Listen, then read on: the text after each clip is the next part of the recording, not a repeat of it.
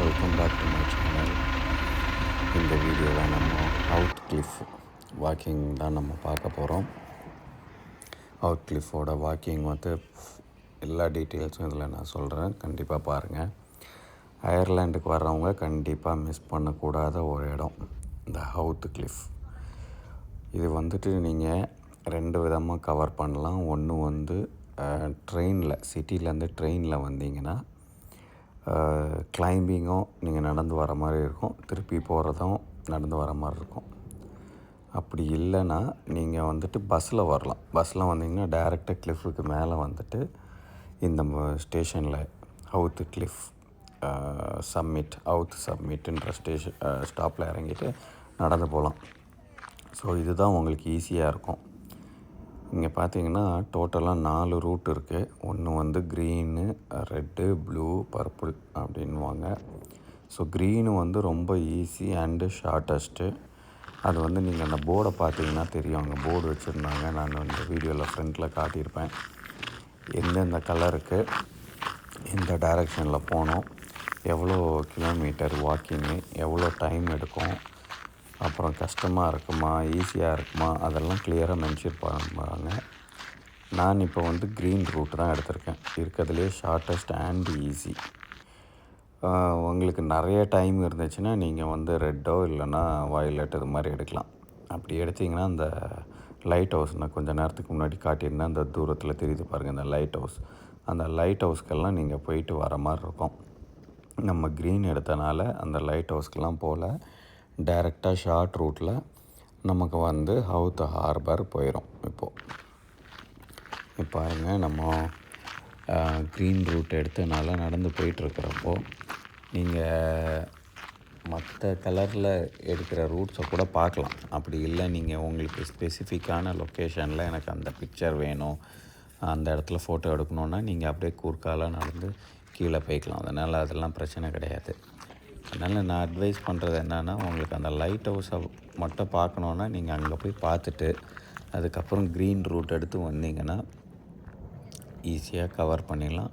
அப்படி இல்லை உங்களுக்கு நிறைய டைம் இருக்குது, ரொம்ப எனர்ஜெட்டிக்காக இருக்கீங்க, ஃபுல்லாக யங்ஸ்டர்ஸ் குரூப்னால் நீங்கள் அந்த ரெட்டு குரூப் எடுங்க. அப்போ இன்னும் கொஞ்சம் நல்லா என்ஜாய் பண்ணுவீங்க. ஆல்மோஸ்ட் ஒரு 4 hours கிட்ட ஆகும். ஸோ இது எல்லாமே எங்கே போய் ரீச் ஆகுதுன்னா உங்களுக்கு ஹவுத் ஹார்பரில் தான் போய் நம்மளுக்கு கம்ப்ளீட் ஆகும். நான் என்ன பண்ணியிருக்கேன்னா, இன்றைக்கி பஸ் பிடிச்சி ஹவுத் கிளிஃபுக்கு அப்போனா கிளிஃப்னால் மேலே வந்துடும் நமக்கு. அப்புறம் நடந்து போனால் கீழே இறக்கம் தான். ஸோ அது மாதிரி இறங்கி போய் டைரெக்டாக ஹார்பரில் போயிட்டு ஹார்பரையும் கவர் பண்ணிவிட்டு அங்கேருந்து ட்ரெயின் எடுத்து போகிற மாதிரி பிளான் பண்ணியிருக்கேன். ட்ரெயின் எடுத்து சிட்டிக்கு போகிற மாதிரி. ஸோ எல்லாருமே ஹவுத்துனாலே நீங்கள் டார்க்கில் போங்கன்னு சொல்லுவாங்க. ஆனால் ஆக்சுவலாக அது குட் ஐடியா கிடையாது. வர்றப்போ நீங்கள் பஸ்ஸில் போகிறப்போ டார்க்னா ட்ரெயின், அதில் போகிறது தான் பெஸ்ட்டு. நான் அந்த ட்ரெயின் ஜேர்னி கூட நான் இதில் தனியாக ஒரு வீடியோ போட்டிருக்கேன்.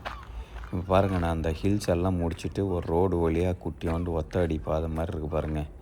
அடர்ந்த காடு 2 சைடும். கொஞ்சம் பயமாக தான் இருக்குது தனியாக நான் மட்டும் நடந்து போகிறதுக்கு. நடந்து போயிட்டுருக்கிறேன்.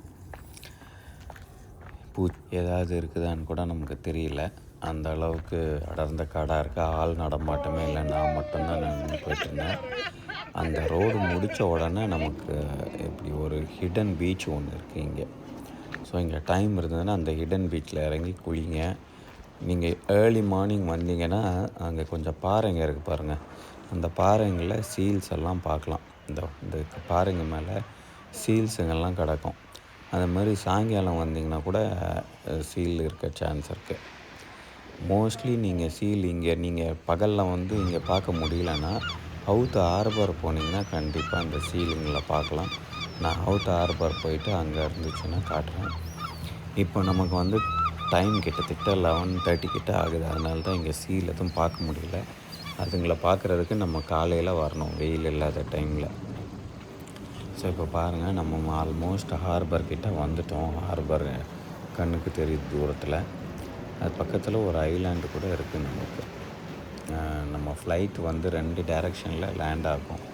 ஸோ ஒரு டைரெக்ஷனில் பார்த்திங்கன்னா ஹவுத் வழியாக தான் நீங்கள் லேண்ட் ஆகும். நீங்கள் லெஃப்ட் சைடில் ஃப்ளைட்டில் உட்காந்துருந்தீங்கன்னா அநேகமாக கடல் வழியாக ஃப்ளைட் லேண்ட் ஆச்சுன்னா அது ஹவுத் ஹார்பர் மேலே விட்டு தான் வந்து லேண்ட் ஆகும். ஓகே, அடுத்த வீடியோவில் பார்ப்போம். தேங்க்யூ.